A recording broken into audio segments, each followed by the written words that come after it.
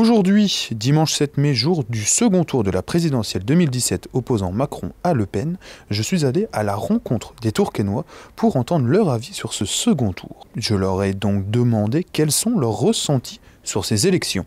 On n'a pas vraiment le choix. Ouais. Tout ce qu'on veut, c'est rester en démocratie et éviter la vague FN, c'est tout. De ne pas savoir pour qui voter. Non, pas vote blanc. Non. Décider quand même, mais voilà quoi. Le vote utile jusqu'à la dernière minute quoi. La peste ou le choléra. Il y a de la misère à choisir. Alors moi, mon avis, ça serait qu'on devrait compter les blancs. Et ça a toujours été non. Et si on comptait vraiment tous les blancs, je pense qu'on pourrait... ou ça s'annulerait et on repartirait sur autre chose. Mais ça serait quand même plus logique. Que si on votait blanc, c'est parce qu'on n'est pas content aussi. Et voilà. Et blanc, c'est quand même plus noble que voter contre des extrémistes.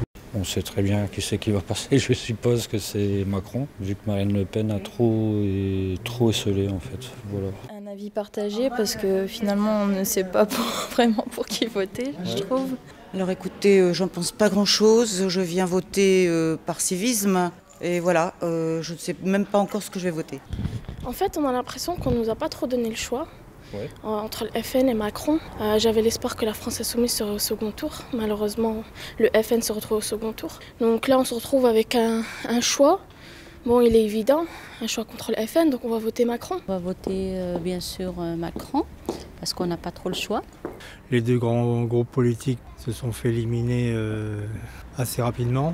Donc du coup, on arrive à un choix difficile où si on n'est pas d'accord d'un côté, on choisit l'autre, mais même si on n'aime ni l'un ni l'autre, on est bien obligé de voter, ou alors on vote blanc. On est tous déçus en fait. Ouais. On est tous déçus, mais bon après voilà, il faut voter, on n'a pas le choix. Que ce soit blanc, Marine Le Pen ou Macron, voilà c'est tout. Hein. Ça y est, on est... Le mal est fait ? Le mal est fait depuis longtemps, donc je pense pas qu'il va y avoir aussi bien avec Marine Le Pen que M. Macron, je pense pas. Enfin, là je viens... Parce que c'est mon droit civique, je vais voter, mais... Oui, j'ai ressenti que ce n'est pas comme les autres, c'est qu'aujourd'hui on est mis devant le fait accompli. Et que, comme dit tout le monde, la peste ou le choléra, on essaie de choisir le mieux, en sachant que de toute façon ça ne changera pas beaucoup. Bon, on a l'impression que tout le monde est démotivé, que tout le monde est mécontent. Voilà, il y aura beaucoup d'abstentionnisme, je pense, beaucoup de votes blancs. Et parce que je pense qu'il y a beaucoup de gens qui veulent le nini. Donc que faire dans ces cas-là? Bon, nous on est plus partisans qu'il faut quand même se prononcer pour, disons, le moins pire. Un vote utile pour l'avenir de la France et contre aussi. Au second tour, disons que c'est pas ni l'un ni l'autre que j'avais choisi, mais bon, j'ai pas eu de mal à choisir. J'ai plutôt voté contre que voté pour. Oh je suis très triste parce que je vote contre mon gré et que c'est la première fois de ma vie que je fais ce genre de démarche dans ces conditions-là. Et il y a une heure, je me demandais encore ce que j'allais faire. C'est compliqué, parce que c'est deux partis très différents. Et le choix, c'était pas celui que j'avais prévu à la base, donc je savais pas trop, donc je vais aller voter quand même, mais bon.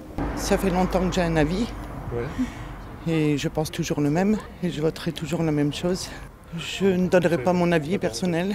Pour moi, oui, pour moi tout est déjà fait, mais bon, on verra maintenant ce qu'on vote. Alors, beaucoup d'indécis, le fait de ne pas savoir pour qui voter, mais également cette phrase de la peste ou le choléra, amène à un taux élevé d'abstention ou encore de vote blanc, comme l'estime l'IFOP, où à l'échelle nationale, l'abstention serait de 25% ce soir. J'ai demandé aux Tourquenois leur avis, en commençant par l'un des directeurs d'un bureau de vote de la ville.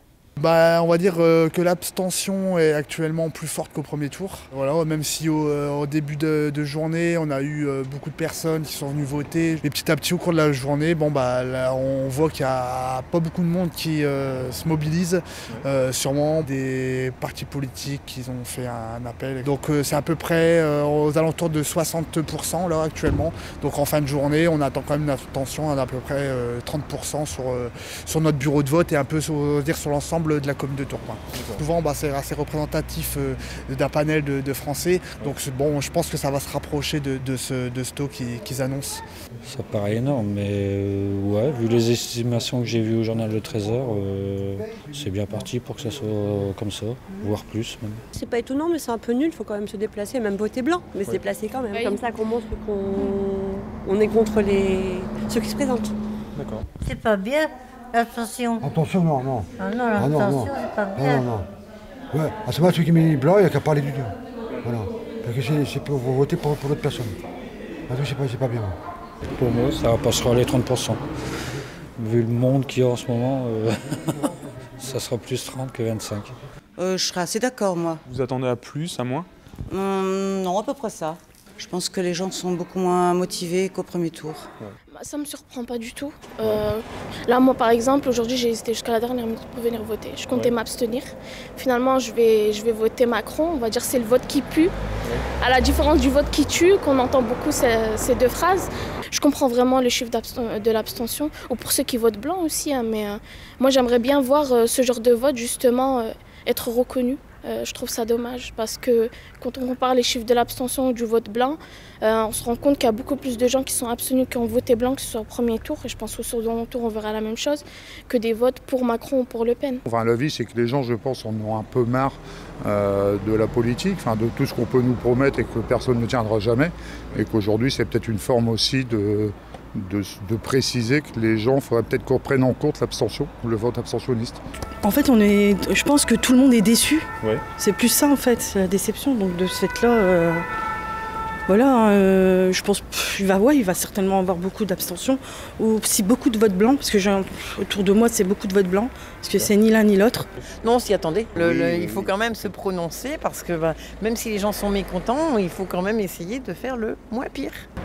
J'ai toujours peur que ça fasse passer Marine Le Pen, que ça... Ouais. J'ai peur de ça, mais a priori, je pense pas qu'elle devrait passer. Oui, je suis d'accord avec eux. Vous attendez à plus, à moins? Non. Moi, j'ai envie de dire oui, on est dans les normes, 25, 30. Il y a beaucoup d'indécis qui vont se dire pourquoi aller voter blanc, autant rester chez soi. L'un ou l'autre, on n'a rien à gagner, rien à perdre. Donc, comme les élections auparavant, on a beau décider quelque chose, on n'a rien de plus. On essaye quand même de défendre nos droits et de représenter nos partis et nos vœux. Pour moi, j'ai beaucoup d'amis qui vont s'abstenir de voter pour ça parce que ça soit Macron ou que ça soit Le Pen, c'est pas ce qu'on veut nous, donc on préfère s'abstenir. Je pense qu'on sera peut-être pas loin des 25, même 30. Bilan, la plupart des habitants comprennent ces chiffres estimés par l'IFOP. Réponse ce soir si notre nouveau président ou présidente de la République sera de l'extrême droite ou plutôt du centre.